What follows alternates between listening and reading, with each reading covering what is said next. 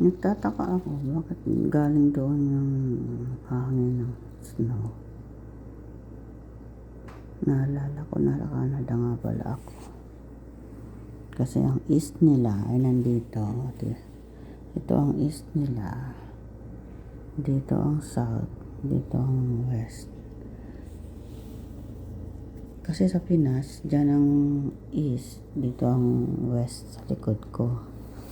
Kaso dito iba eh. Ayan, snow. Galing sa easterly. Ganito ang punta dito yung sabi ng tatay ko, ang hangin laging nagsisimula sa east. Naiiba lang pagtapos ng bagyo. West pag yung tapos ng bagyo. So yan ang palatandaan nyo guys. Ang hangin ay nagmumula sa silangan. Ganyan. Ang lamig sa labas, negative 3.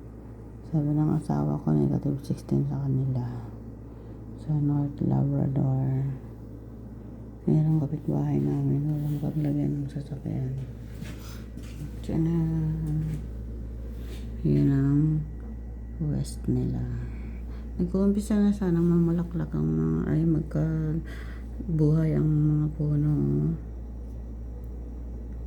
May sumisibol na. Kaya lang nag-uumpisa na magis na. So, yun lang guys. Tumalakas na yung snow. Oh, pumupunta sa akin.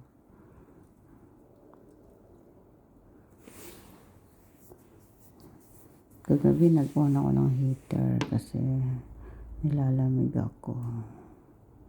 Pero ang bahay namin may 4 na heater na naka-on. Pero sa kwarto, naglagay pa ako ng isa. So 5. Ayan. Flores. Ganito yung snow pala nung nandun kami sa Taiwan ni Sangre, Tina. Punta pa kami ng ano ba yan? Yung bundok doon. Chotong.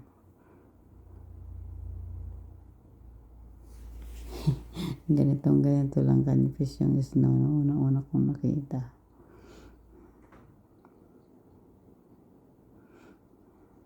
So you guys,